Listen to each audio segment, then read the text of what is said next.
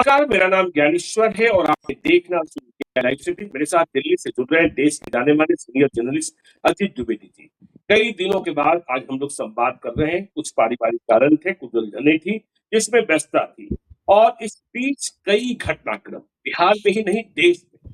और जब हम शिक्षा व्यवस्था की बात करते हैं, परीक्षाओं की बात करते हैं, तो अब तो अजीत जी ऐसा लगने लगा है कि परीक्षाएं मजाक बन गई है।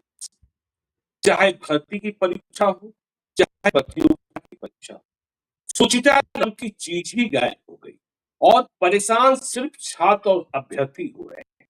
और देखिए, पहले जब परीक्षाओं में कदाचार या पेपर लीक की घटनाएं घटित होती थी तो बदनाम बिहार होता था। माना जाता था एपिक सेंटर बिहार है पेपर लीक का। लेकिन अब तो पूरा देश, और अब तो परीक्षाओं में पूछे जाने वाले प्रश्न के केस पेपर छाप दिए जा रहे हैं। हूबहू ऑप्शंस भी वही आ रहे हैं। हमने देखा, आपने देखा नीट 2026 की परीक्षा में किस तरीके का पेपर लीक हुआ। राजस्थान से लेकर केरल तक केस पेपर छप गया। 23 से 24 लाख परीक्षार्थियों का भविष्य अधर में लटक गया। और वह एनटीए नेशनल टेस्टिंग एजेंसी, जिस पर 2024 में भी सवाल खड़े हुए थे। 2024 में भी पेपर लीक था नीट 2024 का, लेकिन तब कहा गया कि लिमिटेड लीकेज है और कुछ ही परीक्षा केंद्रों की परीक्षाएं बाधित हुई थी, रद्द हुई थी। लेकिन इस बार पूरे देश की परीक्षा रद्द करनी पड़ी। नेशनल टेस्टिंग एजेंसी ने बहुत सरल शब्दों में कह दिया, छात्रों को परेशानी हो सकती है लेकिन यह आवश्यक है। क्या इतने सहज शब्दों में इस परेशानी को बयां कर सकते हैं? हमें उन छात्रों की पीड़ा समझनी होगी जो कई कई साल 8वीं कक्षा से तैयारी में लग जाते हैं और जिस दिन परीक्षा होती है, जो ईमानदारी से परीक्षा देते हैं, अच्छी परीक्षा या अच्छी नहीं गई परीक्षा, उसका आकलन करते हैं और थोड़ा आराम, रिलैक्स की मुद्रा में आते हैं। लेकिन इस तरीके का तनाव। और बड़ी बात यह है अजीत जी कि जब कभी पेपर लीक की बात हुई, तूफान उठा, परीक्षाएं रद्द हुई, कहा गया कि सिस्टम में चेंज होगा, पेन एंड पेपर की जो व्यवस्था है उसे समाप्त की जाएगी। क्योंकि हमें और आपको पता है कि जब pen and paper, question paper 23 lakh परीक्षार्थियों के लिए कितने हजार परीक्षा केंद्र होंगे, किन किन जिलों में होंगे, वहां प्रश्न पत्रों की छपाई से लेकर प्रश्न पत्रों तक को पहुंचाया जाना कितनी बड़ी एक चुनौती होती है। लेकिन बात हुई सीबीटी होगा, हाइब्रिड होगा, लेकिन कुछ भी नहीं, फिर सरकार वही सोई की सोई रहती है और परेशान सिर्फ छात्र और छात्र होते हैं। यह कह देने से काम नहीं चलने वाला है कि हम दोबारा परीक्षा लेंगे तो फीस नहीं लेंगे और जो पहले परीक्षा ली है उसकी फीस वापस लौटा देंगे। आपके पास जो दोबारा परीक्षा कराने के लिए 300-400 करोड़ रुपए है, वह भी परीक्षार्थियों के ही है। क्योंकि लाभ आप लाभुक कंपनी नहीं है, आप लाभुक एजेंसी नहीं है, लाभ के लिए काम करने वाली एजेंसी नहीं है, तो फिर यह गड़बड़ी क्यों हो रही है? एनटीए कब ठीक होगा? देश की परीक्षा व्यवस्था कब ठीक होगी? अजीत, यह बड़ा सवाल है। देखिए ज्ञानेश्वर जी, ये इतना इम्पोर्टेंट इशू है, हम एकदम चाह रहे थे कि हम लोग जुड़े और हम लोग इस पर बात करें। ये 23 लाख बच्चों के भविष्य का मामला है, 23 लाख परिवारों का मामला है। 23 लाख परिवार का मतलब हो गया 1 करोड़ लोगों के जीवन से जुड़ा हुआ मामला है और ये इतना बड़ा मामला है। और एकदम, और बच्चे भी कैसे बच्चे ज्ञानेश्वर जी, कई बच्चे तो ऐसे होंगे जिन्होंने अभी 12th पास किया होगा या अपियरिंग स्टूडेंट होंगे जो दे रहे होंगे नीट की परीक्षा। 16 साल, 18 साल, 17 साल के बच्चे, आप उनके कोमल मन की कल्पना करिए, उनके मन पर क्या बीतती होगी अगर वो इतनी तैयारी करके जाते हैं परीक्षा देने और परीक्षा रद्द हो जाती है। बिल्कुल 200, 500, 1000, 2000 बच्चों की बात छोड़ दे जो इस तरह के काम में शामिल है, एनटीए पर तो हम आएंगे, लेकिन उन लाखों बच्चों का क्या है जो ईमानदारी से पूरी शिद्दत से तैयारी करते हैं, रात दिन लगा करके और परीक्षा देने जाते हैं। ज्ञानेश्वर जी, हम लोगों ने पढ़ाई की और ऐसे समय में पढ़ाई की है जब बड़ी पवित्र होती थी पढ़ाई की चीज और लोग परीक्षा की सैंक्टिटी होती थी। एक शुचिता की बात की आपने, प्रतियोगिता परीक्षाओं में भी हम लोग बैठे हैं, तैयारी क्या होती है और परीक्षा होने के समय देखिए एक लेवल होता है। उस 22-23 लाख बच्चों में कोई 5-10 लाख बच्चे तो ऐसे होंगे जो समान स्तर के होंगे, एक स्तर के बच्चे होंगे, एक ऐसी तैयारी होगी। उस दिन जिसका दिन अच्छा होगा वो बहुत अच्छा मार्क्स करेगा, उस दिन किसी का दिन अगर थोड़ा खराब हुआ तो उसका खराब हो जाता है। अब उस बच्चे के बारे में सोचिए जिसका उस दिन अच्छा रहा होगा, ऐसे लाखों जी, बच्चे निश्चित, होंगे, 1-2 बच्चे नहीं होंगे, बिल्कुल, जिन लोगों ने अच्छे से बिल्कुल, परीक्षा दी होगी और एक्सपेक्ट कर रहे होंगे कि 600 से ऊपर नंबर आएँगे, 720 में से उन बच्चों पर क्या गुज़र रही होगी। हो सकता है कि अगली निश्चित बात, परीक्षा जब आप लें तो वो दिन उसका खराब दिन हो। तैयारी में हुँ, उसकी कोई कमी नहीं है, लेकिन हो सकता है कि उस दिन बिल्कुल, वो किसी नर्वस ब्रेकडाउन का शिकार हो जाए, कोई ऐसी चीज़ हो जाए, कोई उससे 2-4 सवाल 10 सवाल गलत हो जाए और वो नहीं कर सके। तो ये कितना बड़ा हुँ, अन्याय होगा उस बच्चे के साथ। पहले इस पीड़ा को बिल्कुल, समझने की ज़रूरत है। जी, ये हम इसलिए कह रहे हैं क्योंकि हमने बहुत बच्चों के साथ और फिर अपने बच्चों का भी हम लोगों ने देखा है कि उस दिन उसका दिन था कि नहीं। यूपीएससी के बच्चे हुँ, जाते हैं, वह उसका दिन था या नहीं था। तैयारी सबकी निश्चित लगभग बात, समान होती है। अब उन जी, बच्चे जिनका अच्छा गया होगा, वो तो अभी बहुत दुखी होंगे कि पता नहीं हुँ, अगली बार परीक्षा कैसी जाएगी, उसके ऊपर तनाव होगा। जब आप जेईई की परीक्षा में, ज्ञानेश्वर जी, जब 10th की परीक्षा में, 12th की परीक्षा में आप दोबारा मौका दे रहे हैं, हुँ, 2 बार बोर्ड दे रहे हैं कि बच्चों के ऊपर तनाव नहीं हो, दबाव नहीं हो, तो 2 बार बोर्ड का एग्जाम लिया जा रहा है। जेईई में 2 अवसर बिल्कुल, दिए जा रहे हैं। नीट हुँ, में आप 1 अवसर देते हैं, उस 1 अवसर की तैयारी करके जाए बच्चा और वो अवसर आपका कैंसिल का हो जाए चुनाव परीक्षा का, तो अगले अवसर के लिए क्या करेंगे आप? क्यों नहीं फिर उसको 3 बिल्कुल, अवसर देंगे? उसको 3 अवसर दीजिए कि जी, 2 अवसर जो उसमें से जो सबसे बढ़िया होगा वो उसका चुना जाएगा, उसका माना जाएगा। ये हुँ, एक एकदम इतनी खराब ये पूरी प्रणाली है। एक तो ये बात है, उन बच्चों के साथ जो अन्याय हुआ ज्ञानेश्वर जी। अब आइए एनटीए का जो गठन हुआ है, एनटीए का जो परीक्षा जी, कराने का तरीका है और जो तमाम गड़बड़ियाँ हैं उसमें, उस पर आप हम लोग बात करते हैं। बिल्कुल, 2024 की परीक्षा जिस उस पर भी हम लोगों ने चर्चा की थी। संयोग ऐसा था तब हम लोग अपना प्रोग्राम करते ही थे और जी, वो जो गड़बड़ी जून 2024 में हुई थी, हम लोगों ने उस पर भी चर्चा की थी। उसमें हुँ, सिर्फ पेपर लीक नहीं हुआ था, उसमें परीक्षा केंद्र मैनेज किए गए थे। अब आप सोचिए ये निश्चित इतनी बात, बड़ी बिल्कुल, परीक्षा, परीक्षा केंद्र मैनेज हुआ कि जी, कर्नाटक के बच्चे और बिहार के बच्चे, झारखंड के बच्चे, उन्होंने गुजरात के दूसरा, गोधरा का एक एक सेंटर चुना कि हम वहाँ परीक्षा देंगे। हुँ, और जी, उस परीक्षा केंद्र पर कितनी गड़बड़ी हुई थी। उसी तरह से कुछ बच्चों ने हरियाणा में हिसार में एक सेंटर चुना कि हम यहाँ देंगे। हजारीबाग के हुँ, सेंटर पर क्या हुआ सो हम लोगों ने देखा। तो सेंटर भी मैनेज हुए थे, सिर्फ सवाल नहीं लीक हुआ था, बिल्कुल, सेंटर मैनेज हुए थे। और सुप्रीम कोर्ट ने कहा कि हम नहीं, ये परीक्षा कैंसिल नहीं होगी, लेकिन उसकी जांच भी सीबीआई को गई थी। आज 2 साल के जी, बाद हम लोग पूछ रहे हैं ज्ञानेश्वर जी कि क्या हुआ उस सीबीआई जांच का, जो जून 2024 की परीक्षा का सीबीआई जांच हुई थी, उसका क्या रिजल्ट है? उसमें आपने बिल्कुल। किसको दोषी ठहराया? इतना शोर हुआ था जी, जितना शोर हुआ संजीव मुखिया, हाँ, आपको जानकर हैरत होगी कि संजीव मुखिया के खिलाफ सीबीआई कोई भी साक्ष्य नहीं तलाश पाई बताइए। और उस मामले में संजीव मुखिया के खिलाफ चार्जशीट सीबीआई ने जमा नहीं की, जिस कारण उसे कोर्ट ने जमानत दे दी। वो दूसरे मामलों में बिहार में जो यूई ने मामले दर्ज किए हैं सिपाही भर्ती परीक्षा में, उसमें जेल में है, लेकिन सीबीआई संजीव मुखिया, इतना कोहराम हुआ संजीव मुखिया, क्योंकि सबसे बड़ा किंग पिन वही है। कह ही रहे थे एपिक सेंटर, लेकिन अब तो एपिक सेंटर पूरा देश ही हो गया है। कहां से क्या हो जाएगा पता ही नहीं चल रहा है। बिल्कुल ज्ञानेश्वर जी, तो 2 साल हो गए सीबीआई उस मामले की जांच कर रही है और कोई हम्म, कंक्लूजन नहीं है, कोई जवाबदेह नहीं ठहराया गया और तब तक एक दूसरा उसी तरह का वोट, उसी तरह की गड़बड़ी फिर हो गई, फिर पेपर लीक हो गया बिल्कुल। और फिर इसकी भी हम्म, जांच आनंद फानंद में आपने सीबीआई को दे दी। तो हम्म, इससे उन बच्चों में या अभिभावकों में या हमारे आपके मन में क्या भरोसा पैदा होगा जब सीबीआई एक 2 साल पुराने मामले की जांच कर रही है और उसका कोई असर नहीं हुआ, फिर एक पेपर लीक हो गया, फिर आप सीबीआई को दे दीजिए, इससे क्या भरोसा बनेगा? किसी का कोई बिल्कुल। भरोसा नहीं बन रहा है, न इस एजेंसी पर न उस एजेंसी पर। तो इस जांच का तो एकदम फार्स है, तमाशा है, इसका कोई मतलब नहीं है। एक बात, जांच की भी जरूरत क्या है ज्ञानेश्वर जी? एनटीए के हम्म, लोगों को आप क्यों नहीं जवाब दे ठहरा रहे? जो राहुल गांधी उस जी, दिन पूछ रहे थे, राहुल गांधी ने कहा कि जो जितनी बड़ी गड़बड़ी कर रहा है उसको उतना बड़ा पद दे रही है भारतीय जनता पार्टी। हम किसी पार्टी या बिल्कुल। सरकार पर कोई आरोप नहीं लगा रहे हैं, लेकिन 2024 के एनटीए में जो डीजी थे एनटीए के और जिनके हम्म, जिनके रहते सारी गड़बड़ी हुई थी, वो आज छत्तीसगढ़ के मुख्यमंत्री के प्रिंसिपल सेक्रेटरी हैं। बताइए जी। ये पनिशमेंट है, ये पनिशमेंट है। और नहीं है। आज जो अभी जो डीजी हैं वो भी बैठे हुए हैं, उन्होंने कहा कि परीक्षा कैंसिल हो जाएगी। जो अभिषेक सिंह है वो भी परीक्षा कैंसिल हो गई, हम दोबारा परीक्षा लेंगे। कोई जवाबदेही नहीं है किसी को, कोई कोई मोरल जवाब नहीं। रिस्पॉन्सिबिलिटी नहीं है, कोई बिल्कुल, नैतिक बिल्कुल। जिम्मेदारी भी नहीं है कि आप पद छोड़ें, आप इस्तीफा दें। इतने हम्म, बच्चों को आपने, इतने बच्चों का करियर आपने अंधेरे में डाल दिया है। तो हम्म, ये जो जवाबदेही जब तक नहीं तय होगी, इसके लिए तो सीबीआई जांच की भी जरूरत नहीं है। इसके लिए तो सिंपल है बिल्कुल। कि आप जो भी इंचार्ज, जो भी एनटीए का डीजी है, जो एनटीए की मॉनिटरिंग करने वाली बॉडी है एजुकेशन मिनिस्ट्री में जो लोग हैं, उनसे नैतिक आधार पर इस्तीफा लिया जाए तत्काल। बिल्कुल। अगर ये नहीं होगा तो फिर आगे इस तरह की घटनाओं को नहीं रोका जा सकता है। ये हम जी, लोग, ये दूसरी बात है हमारी जो। अब आइए जी। टेक्निकलिटीज पर ज्ञानेश्वर जी। जो परीक्षा होती है, जब आज जैसे आपने कहा कि पेन एंड पेपर से परीक्षा, अभी भी हम्म, नीट की परीक्षा पेन एंड पेपर से होती है। ये हम्म, हम सिलसिलेवार बताते हैं कि सबसे पहली गड़बड़ी क्या हुई। एक तो सबसे बड़ी गड़बड़ी क्या है इस देश में, देश की भारत की जो सरकार है इस तरह से ऑब्सेस्ड हो गई है कि एक देश एक चुनाव, एक देश एक परीक्षा, एक देश एक टेस्ट। अरे भाई एक देश एक, जब इतनी विविधता वाला देश है, इतना बड़ा देश है, तो एक देश एक परीक्षा क्यों हो? नीट की बिल्कुल। परीक्षा जैसे पहले होती थी वैसे क्यों नहीं होगी? मेडिकल में दाखिले नीट की क्या जरूरत है? मेडिकल में दाखिले की परीक्षा की जो पहले प्रणाली थी उस प्रणाली से आप क्यों नहीं बहाली में मेडिकल में दाखिला कराया जा रहा है? उस समय उसमें भी गड़बड़ियां थी, इसमें कोई संदेह नहीं कि उसमें गड़बड़ी नहीं थी, लेकिन तब तब स्टेट्स को ये आजादी थी, वो अपने यहाँ मार्क्स के आधार पर भी एडमिशन करते थे या स्टेट के लेवल पर टेस्ट हो।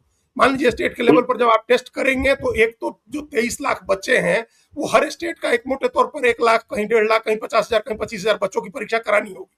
फिर आप नेशनल जो इंस्टीट्यूट्स हैं, जैसे एम्स की परीक्षा अलग से होती है, इस तरह के नेशनल इंस्टीट्यूट्स की परीक्षा आप एक कंबाइन करा लीजिए। स्टेट के इंस्टीट्यूट्स के लिए स्टेट को कराने दीजिए, जिसके लिए नीट तमिलनाडु के लोग लगातार लड़ाई लड़ रहे हैं। कितने ही बच्चों ने नीट की परीक्षा शुरू होने के बाद आत्महत्या कर ली तमिलनाडु में।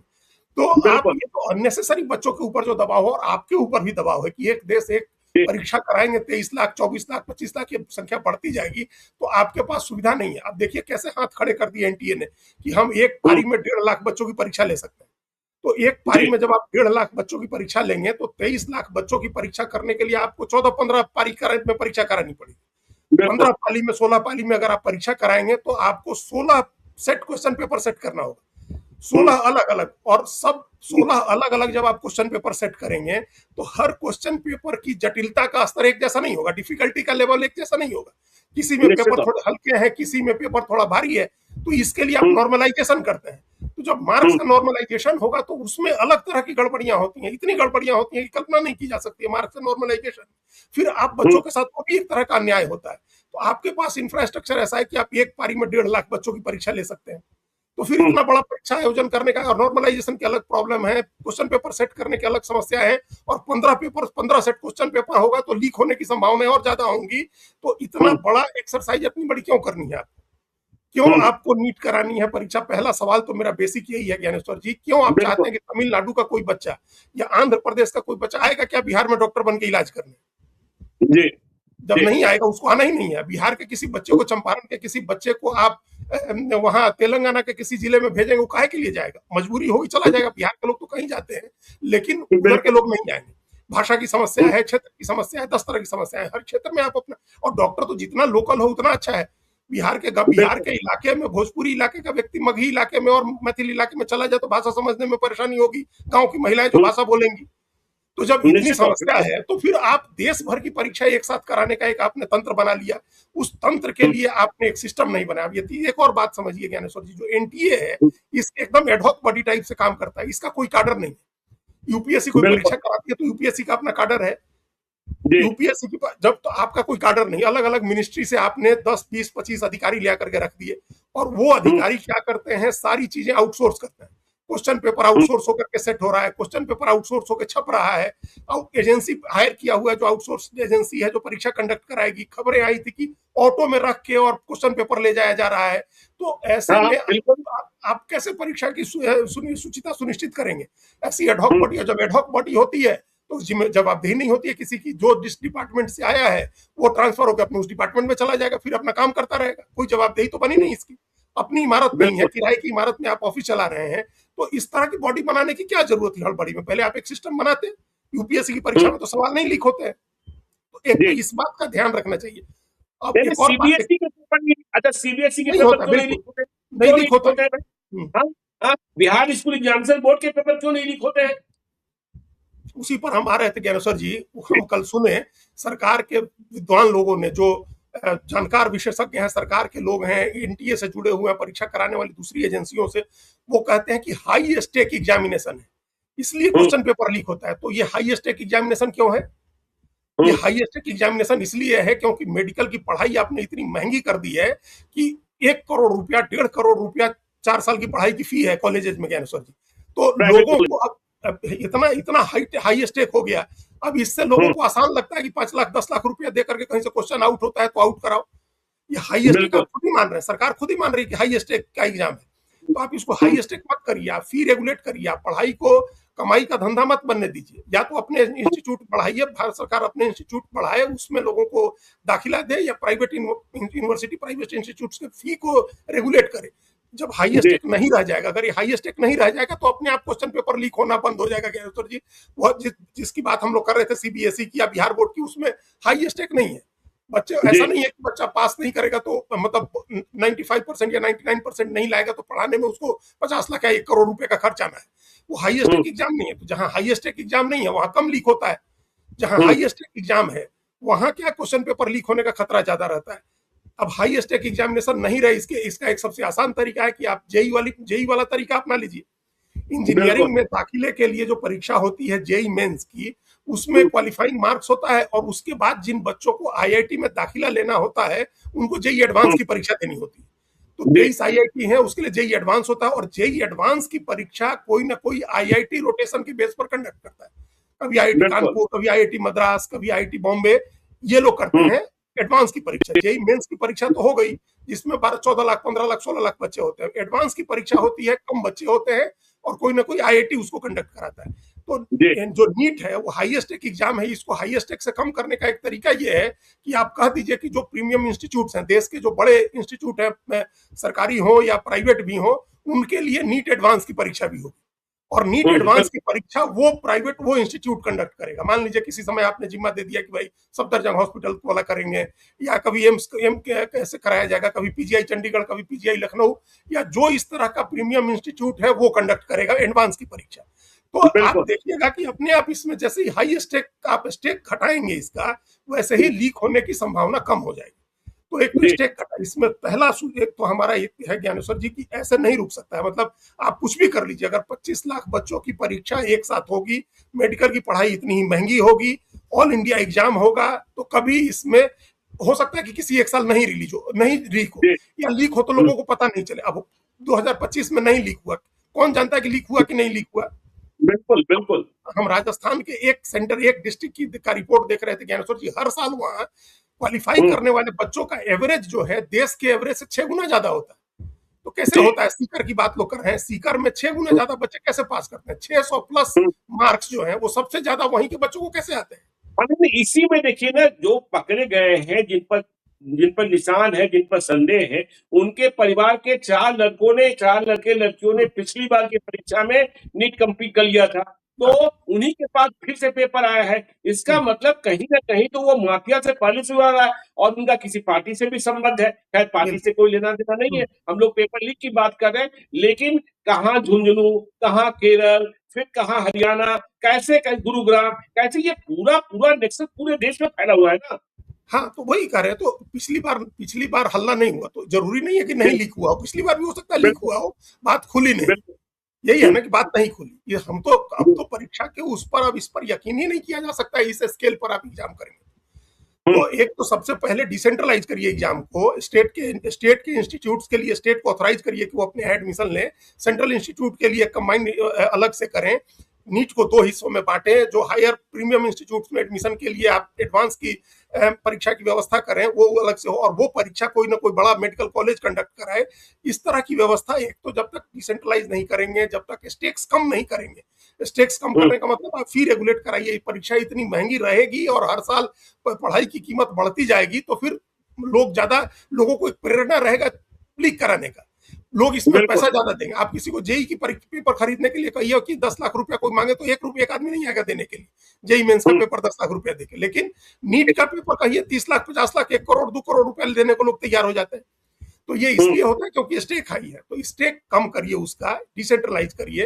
लेकिन और याद कीजिए जी, याद कीजिए जब नीट 2024 में यह शिकायतें आई कि पेपर लीक हो गया था, बाद में लिमिटेड एक्सेस माना गया, तब भी कई सिफारिशें आई थी कि नहीं इसका मॉडल बदला जाए। आज तो हम लोग कहीं रहे स्टेक कम किया जाए, राज्यों को अधिकार दिया जाए, सीबीटी और हाइब्रिड मॉडल की बात हुई थी। फिर वो सिफारिशें कहाँ ठंडे बस्ते में चली गई कि इसका कोई ध्यान ही किसी ने नहीं रखा। वही एक अच्छा सवाल आपने कहा, वो हम मिस कर रहे थे। नहीं तो इसरो के चेयरमैन थे राधाकृष्णन की अध्यक्षता में कमेटी बनी थी, बिल्कुल राधाकृष्णन कमेटी बिल्कुल की रिपोर्ट बिल्कुल धूल फेंक रही है सरकार के पास। उस बिल्कुल रिपोर्ट में सीबीटी की सिफारिश की गई है कि कंप्यूटर बेस्ड टेस्ट जी करिए, जैसे जेई हम्म, का एग्जाम होता है। तो जी उसमें और कई सिफारिशें हैं, लेकिन उस पर कोई ध्यान नहीं दे रहा। वो हो गया डाक दिया ठंड, जैसे जैसे सीबीआई की जांच है, वैसे ही हम्म, राधाकृष्णन कमेटी की रिपोर्ट है, कहीं किसी नतीजे पर नहीं पहुंचेगी, आगे की परीक्षाएं हो रही हैं, कोई उन चीजों जी पर ध्यान नहीं देता है। तो ये हम्म, इस तरह से कुछ उपाय करने होंगे 2 हिस्सों में। एक तो पहले 2 परीक्षा करिए, एडवांस की परीक्षा अलग करिए, पहले डिसेंट्रलाइज करिए। फिर एक बड़ा सबसे पहले तो ये जो परीक्षा की एजेंसी है, अगर इसी तरह की परीक्षा करानी है, इस एजेंसी को एक अलग हार्डकोर एक कार्डर बेस्ड एजेंसी बनाइए, जिसमें इसी कार्डर के लोग होंगे। जवाबदेही के नियम, जज पर पेपर लीक करने का नियम बना देते हैं कि 5 साल की सजा होगी, 7 साल की सजा होगी, पेपर लीक करेगा तो 1 करोड़ रुपए का जुर्माना होगा। ऐसे ऐसे नियम बनाइए। इससे कहाँ कोई डरने वाला है, कहाँ कोई डर रहा है दीदी। जब सीबीआई चार्जशीट नहीं कर पाती है, साक्ष्य नहीं तलाश पाती है, बरसों लग जाते हैं, तो कहाँ किसको भय है। और किस वही स्टेट में अब कौन सी परीक्षा लीक नहीं हो रही है और कहाँ क्या नहीं हो रहा है, कहाँ भय है उसका। वही तो कह रहे, तो कोई उसका किसी पर कोई असर नहीं पड़ा, सारे काम वैसे को वैसे चल रहे हैं। तो आप हाँ, एक बार ये तो आजमाइए कि जो इसका कार्डर बनाइए परीक्षा कराने वाली एजेंसी का, और उसके अधिकारियों की जवाबदेही तय करिए। कहिए कि अगर परीक्षा पेपर लीक होगा तो आपकी जवाबदेही होगी, आपके ऊपर कार्रवाई होगी, आपके ऊपर मुकदमा चलेगा, आपको जुर्माना देना होगा। ये बिल्कुल। अगर इस तरह के जवाबदेह जब तक नहीं बनाएंगे, तब तक तो कोई उपाय नहीं है कि आप इसको रोक सके। और ये कह दिया सीधे आकर के डीजी अभिषेक सिंह ने कि आप हम परीक्षा फिर से कराएंगे, 7 से 10 दिन में हम नई तारीख बता देंगे, और बच्चों को तकलीफ हुई, लोगों को परेशानी हुई, इसके लिए खेद है। ऐसे खेद जताने से काम चल जाएगा। जो दीदी 25 लाख सोचिए, बच्चे, बच्चों की पीड़ा को सोचिए। वो कहीं कोचिंग में पढ़ रहे होंगे, कहीं बिल्कुल ट्यूशन ले रहे होंगे, और उन्होंने जब परीक्षा हुई उसके 2 दिन पहले या 4 दिन पहले उन्होंने छोड़ा होता। अब परीक्षा दे चुके, अब परीक्षा रद्द हो गई, अब फिर से कहाँ। देखिए, कोटा हब बन गया है। अब तो कोटा के टीचर उन बच्चों को फिर से पढ़ाने के लिए तैयार होंगे नहीं, उनके पास नए बैचेज आ गए हैं। अब ये बच्चे कहाँ से फिर से तैयारी करेंगे। और जिन सवालों से गुजर चुके हैं, अब उनके ईटर सवाल आने हैं। बिल्कुल और सोचिए, जो पेरेंट्स हैं, जो अभिभावक हैं, कहाँ के सेंटर्स कहाँ होते, उनकी परेशानी लाचारी। आप 500 700 हजार रुपया जो भी इनका एग्जामिनेशन फी होगा, उसे ही मान लेते हैं कि हमने रिलैक्स कर दिया तो बड़ी समस्या का निदान कर दिया। लेकिन आप न अभिभावकों की समस्या को समझ रहे हैं, न आप छात्रों की समस्या को समझ रहे हैं, और न देश की स्थिति को समझ रहे हैं कि फिर डॉक्टर कैसे आ रहे हैं यदि ऐसे लीकेज हो रहे हैं। देखिए, याद होगा जी, पिछले दिनों हम लोगों ने चर्चा की थी कि पटना साइंस कॉलेज सेंटर में एमबीबीएस के छात्रों ने इसलिए परीक्षा नहीं दी, मेडिकल कॉलेज में दाखिला लिए छात्रों ने इसलिए परीक्षा नहीं दी कि उन्हें चीट पूर्जा भीतर ले जाने की इजाजत नहीं मिल रही थी, और उनके मोबाइल में पहले से प्रश्न पत्र थे। तो अब तो यह पूरा सिस्टम ही करप्ट हो गया, खत्म हो गया है कि पहले भर्ती के लिए जालसाजी, और जब भर्ती हो जाइए तो फिर जालसाजी, वहां भी कदाचार। देखिए ज्ञानेश्वर जी, ये 2 बातें आपने कही, इंपॉर्टेंट बात है। एक तो सबसे पहले कि बच्चों का एक मोमेंटम होता है एग्जाम का। जब एग्जाम की बिल्कुल। तारीख घोषित होती है कि 3 मई को नीट का एग्जाम होगा, तो 3 मई के हिसाब से बच्चे पढ़ाई करते हैं, और परीक्षा जी। नजदीक आते आते उनका एक मोमेंटम वो पकड़ते हैं। उस मोमेंटम के बाद वो जाकर के अपने बेस्ट ऑफ द माइंड में वो एग्जाम देते हैं जाकर के, उसके बाद रिलैक्स हो जाते हैं, वो चीजें छोड़ देते हैं। उसके बाद जब अगर उनको दोबारा परीक्षा दे, हम ही लोगों को, अगर मान लीजिए कि अभी जैसे हम इतना पैशनेट होकर के बात कर रहे हैं, अगर ये रिकॉर्डिंग में गड़बड़ी हो जाए और दोबारा रिकॉर्ड करना पड़े, तो हम नहीं बोल सकते, नहीं ना हो हम ऐसी पाएगा, बात बोल सकते हैं, ना बिल्कुल आप बोल पाएंगे। तो किसी बिल्कुल का नहीं, एक बिल्कुल मोमेंटम होता है, कोई नहीं बोल पाएगा। आप कंप्यूटर नहीं। पर हम कुछ लिख रहे हो और वो डिलीट हो जाए, तो हम फिर उसके जैसा नहीं लिख पाते हैं। जी। तो ये बच्चे जब 3 मई को उन लोगों ने परीक्षा दी, उसके बाद मोमेंटम खत्म हो गया उनका। अब वो रिलैक्स कर रहे थे, अब फिर उनको कहा गया कि अब आप परीक्षा दीजिए, फिर 15 दिन के बाद एग्जाम देना होगा उनका। तो ये उनकी तैयारी बिगड़ जाती है, मोमेंटम खराब हो जाता है उनको, वो फिर एक अलग माइंडसेट में होते हैं, तो परीक्षा उनकी खराब होने के चांसेस ज्यादा रहते हैं। दूसरे, आप फी नहीं दीजिएगा, दोबारा फॉर्म नहीं भरवाइएगा, लेकिन परीक्षा सेंटर पर जाना, ठहरना, खाना पीना, परिवार का जो 2 आदमी साथ में जाएगा, उसका ये खर्चे कौन उठाएगा। ये तो बिल्कुल। ज्यादातर गांवों के और गरीब बच्चे होते हैं, वो 2,000 5,000 रुपए लोग लोग कर्ज लेकर के आते हैं भाई, सब चीजों के लिए, परीक्षा दिलवाने के लिए। उनकी कोई जी। चिंता नहीं है, किसी के मेधावी बच्चा है और दोबारा परीक्षा देने ले जाए, फिर कर्ज लेना पड़ेगा उन्हें। तो ये इस तरह का, ये तो ये बात हुई। दूसरी बात जो आप कह रहे थे कि क्वालिटी एजुकेशन की कैसी हो गई है बिल्कुल सर जी, बिल्कुल बिल्कुल। अब ये इतनी इंपॉर्टेंट बात है, उस पर तो हम लोग पूरी बातचीत एक अलग से कर सकते हैं। अभी नीट पीजी के में क्या हुआ है वो देखिए, आप देखे ना, हम लोग देखे ना, जी इतनी जी कंट्रोवर्सी हुई नीट पीजी को लेकर के कि जी। -40 मार्क्स पर आपने नीट पीजी में दाखिला लिया है।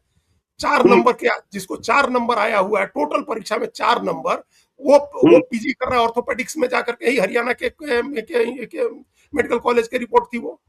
जी। -40 पर आप ले रहे हैं ऐसे। अब हम मान लीजिए कि हमने मान लिया कि जेई में नीट की जो परीक्षा थी उसने पहली, उसमें थोड़ी उसकी तैयारी कम रही होगी, लेकिन जब 4 साल या 5 साल की पढ़ाई करने के बाद, एमबीबीएस होने के बाद, डॉक्टर की डिग्री बिल्कुल लेने के बाद, जब वो हम्म, नीट पीजी की परीक्षा में जाए बैठे और उसको -40 मार्क्स आए, तो इसको क्या कहेंगे इस एजुकेशन सिस्टम? जी। उसने और 4 साल या 5 साल डॉक्टर, उसने क्या वो पढ़ाई कैसा की? डॉक्टर, हाँ, वही और वो क्या इलाज। वही वो डॉक्टर हो गया भाई, मान लीजिए कि वो एमडी नहीं करे, पीजी नहीं करे, जी, तभी तो जीवन भर प्रैक्टिस करने के योग्य तो हो गया ना एमबीबीएस करके। बिल्कुल बिल्कुल वो क्या बिल्कुल। इलाज करेगा जिस व्यक्ति को अपनी ही पढ़ी हुई चीज की परीक्षा देने में -40 मार्क्स आ रहे हैं? बिल्कुल। अपनी जिस चीज की उसने 4 साल पढ़ाई की है, उसी पर बेस्ट परीक्षा देने में उसको -40 आ रहा है। हम्म, तो ये, और उसका दाखिला भी हो रहा है। तो ये तो जी, एकदम, तो पूरे कुएं में भंग पड़ी हुई ऐसा लग रहा है। पूरा सिस्टम ही इस तरह से हो गया है। अब इसमें क्या है, इस तरह से, इस तरह के डॉक्टर्स के पास तो कौन इलाज कराने जाएगा? ऐसे इंस्टीट्यूट्स में कौन इलाज कराएगा? आपने 10 स्टोरी पटना के हॉस्पिटल्स के से किया जहां फर्जी डॉक्टर इलाज कर रहे होते हैं, या बिल्कुल इलाज का बिल्कुल। बाएं पैर में फ्रैक्चर है तो दाहिने पैर में प्लास्टर चढ़ा रहे हैं, पेट में कैंची छोड़ दी और पेट में तौलिया छोड़ दी। देखिए ना, जब पटना साइंस कॉलेज ने चीट पुर्जा ले जाने से मना कर दिया एमबीबीएस की परीक्षा में, तो उस केंद्र को ही रद्द कर दिया गया कि ठीक है, अब यहाँ परीक्षा नहीं होगी। इसके लिए सुधार की व्यवस्था नहीं हुई कि परीक्षार्थी जो है वह चीट पूजा के बगैर जाए, परीक्षा कदाचार मुक्त हो। इसी को आप देखिए, क्वालिटी एजुकेशन की बात करते हैं, बिहार की हम लोग बात करते रहते हैं अजीत जी। कई विश्वविद्यालय ऐसे हैं बिहार में जहाँ बीएड, प्राइवेट और सरकारी कॉलेजेस, हम लोगों ने कई बार की। पिछले कई वर्षों से अजीत जी एक छात्र फेल नहीं हुए, हम्म। और सबका सिस्टम बना हुआ है। जिन्हें अपना नाम और पता भी ठीक से लिखने ना आता होगा, वो भी फेल नहीं हुए हैं। सोच लीजिए, तो कुएं में भांग पड़ी है, और वही बीएड वाले शिक्षक बनेंगे और बाद में पढ़ाई कराएंगे। अब बताइए, यही तो कोई, जी, यही स्थिति है ना। चाहे शिक्षक प्रशिक्षण का मामला हो, डॉक्टरों के प्रशिक्षण का मामला हो, इंजीनियर्स के प्रशिक्षण का मामला हो, आज क्या हो रहा है? मतलब हम्म, इंजीनियरिंग कॉलेजेस तो बंद हो रहे हो तो एकदम हाईएस्ट अब रहा ही नहीं। वही मतलब रख रहे हैं जो बच्चे एडवांस की परीक्षा में अपियर हो रहे हैं, आईआईटी में जा रहे हैं, कुछ अच्छा कर रहे हैं। हम्म, बाकी सब जगह तो हम लोग जी, देख रहे हैं किस तरह के बच्चे निकल रहे हैं। वही हाल मेडिकल की शिक्षा का हो गया है। तो ये बिल्कुल। तो पूरी शिक्षा व्यवस्था को नीचे से सुधार करने की जरूरत है। हम्म, पहले एक लेवल पर क्या होता, पहले जब सीट्स कम थी, कम मतलब मेडिकल की सीट्स बहुत कम थी और कुकुर मुत्ते की तरह मेडिकल और इंजीनियरिंग कॉलेज नहीं खुले थे, तो बड़ा ठोक बजा करके बच्चे जाते थे कॉलेज। बिल्कुल। 10th और 12th की पढ़ाई पास करना भी एक बड़ी उपलब्धि होती थी। हम लोग जिस जमाने में मैट्रिक पास कर रहे थे, फर्स्ट डिवीजन से मैट्रिक पास करना, फर्स्ट डिवीजन से आईए करना, आईएससी करना, एक इतनी बड़ी उपलब्धि होती थी। और आज तो क्या अखबारों है में कि रोज नंबर छपते थे अजीत जी, अखबारों में रोज बिल्कुल नंबर अखबारों छपते में खबर छपती थी, बिल्कुल अखबारों में थे। खबर छपती थी कि फर्स्ट डिवीजन से हम्म, 5 आदमी पूरे जिले में, या इस कॉलेज, इस स्कूल से 2 आदमी या 4 आदमी फर्स्ट डिवीजन से पास हुआ है। और जी, आज तो 90%, 95% के मार्क्स ऐसा है कि जिधर देखिए वही 95, 90% मार्क्स लेके घूम रहा है। और हम्म, लर्निंग स्किल उसका ऐसा खराब है कि उसको मतलब एक पैराग्राफ हिंदी अंग्रेजी पढ़ने नहीं आती है, मैथ्स के सामान्य हम्म, सवाल नहीं हल कर पाता है, हम्म, अपना जो पढ़ा हुआ फॉर्मूला है उसका व्यवहारिक इस्तेमाल नहीं कर पाता है, वो गणित की चीजों में जो फॉर्मूला उसने पढ़ा हुआ है उसी का। तो ये बिल्कुल।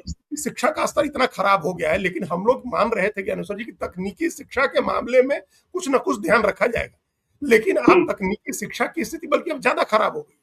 चाहे हम्म, बीसीए हो, एमसीए हो, बीबीए हो, एमबीए हो, इंजीनियरिंग हो, मेडिकल हो, इनकी पढ़ाई की हालत ज्यादा खराब है।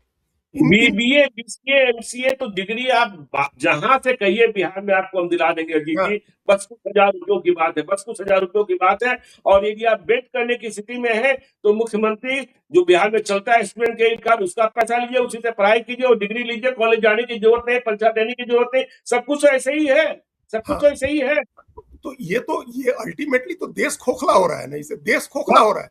जब हमारे पास बिल्कुल। मेरिट नहीं होगा, आज तो दुनिया क्या है, दुनिया तो इनोवेशन पर चलेगी। अब वो जमाने चले गए जब जिस जमाने में पुरानी इकोनॉमी चलती थी और पुरानी अर्थव्यवस्था की चीजों के हिसाब से सब लोग अर्थव्यवस्था देखते। आज क्या है, भारत की दशा देखिए क्या स्थिति है। हम्म, भारत की दुर्दशा इस वजह से है कि हम लोग आर्टिफिशियल इंटेलिजेंस के मामले में शून्य पर है। कोई नया काम जी, नहीं करे, कोई नवाचार नहीं किया, कोई इनोवेशन हम लोगों ने नहीं किया है। तो हम लोगों के हम्म, यहाँ से पैसा निकाल करके कंपनियां उन देशों में लगा रही हैं जहां एआई का काम हुआ है, आर्टिफिशियल इंटेलिजेंस का बिल्कुल। काम हुआ है। सिर्फ हम्म, एक कंपनी है ताइवान की, ज्ञानेश्वर जी, चिप बनाने वाली सेमीकंडक्टर की कंपनी। उस कंपनी का वैल्यूएशन आज भारत के जो बॉम्बे स्टॉक एक्सचेंज में लिस्टेड सारी कंपनियों के मार्केट कैपिटल से ज्यादा हो गया, सिर्फ एक कंपनी। और ऐसा बताइए इसलिए बताइए। हो गया है क्योंकि वो कंपनी एआई में काम कर रही है। हम लोगों के यहाँ ये सब जो मैन पावर सप्लाई करने वाली कंपनियां हैं, ये जो जितनी आईटी की कंपनियां हैं, इन सब के शेयर क्यों गिर रहे हैं? इसी वजह से गिर रहे हैं कि आप कोई इनोवेशन नहीं कर रहे, कुछ नया नहीं कर रहे। जी, तो अभी तो बिल्कुल। जब ये पीढ़ी और खत्म होगी और नई पीढ़ी जो अभी आ रही है वो आएगी, तब तो और ही खराब होना है। कोई हुँ। पढ़ाई लिखाई कोई स्तर नहीं होगा। जो थोड़ा बहुत ठीक होगा वो प्राइवेट सेक्टर में कहीं काम वाम करने चला जाएगा या और विदेश कुछ चला जाएगा। जवाबदेही लेने को तैयार नहीं है, परीक्षा रद्द कर देना ही समाधान है। हाँ, जवाबदेही की बात तो है ही नहीं अजीत जी, सबसे बड़ी बात तो ये है। बिल्कुल यही, जब उसी की बात कर रहे थे, जवाबदेही तय हो, आप उनको छोड़ दीजिए जिनको आप अरेस्ट कर रहे हैं, बच्चों को और अभिभावकों को और कोचिंग सेंटर वालों को, उसे कोई फर्क नहीं जी, पड़ना है।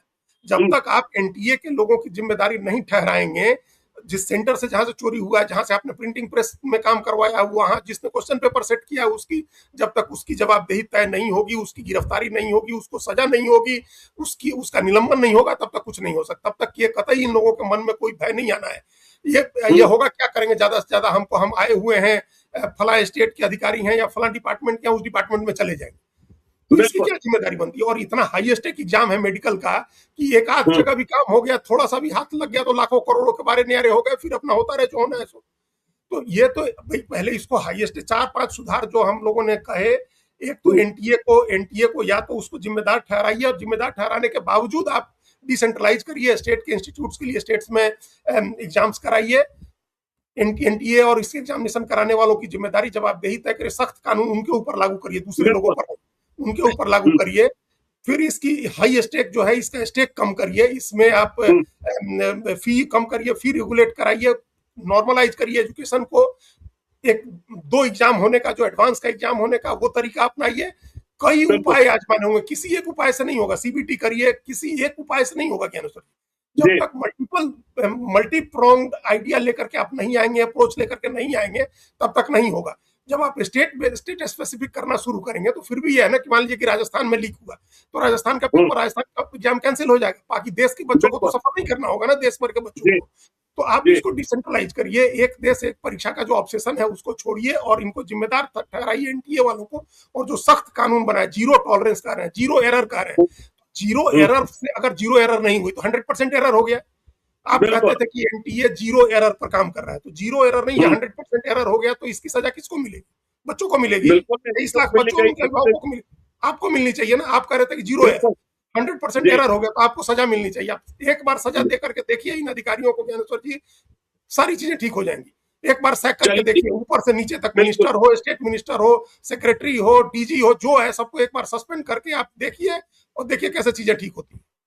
चलिए एक बात तो सजा देखकर देखिए, उसके बाद कैसे ठीक होते हैं ये लोग, सही बात है। और देखिए परीक्षाएँ तो मज़ाक बन गई है और जो भविष्य है देश के जो छात्र हैं उनके साथ मज़ाक ही हो रहा है। तो इस मुद्दे को हम लोग लगातार उठाते रहेंगे, चर्चा करते रहेंगे।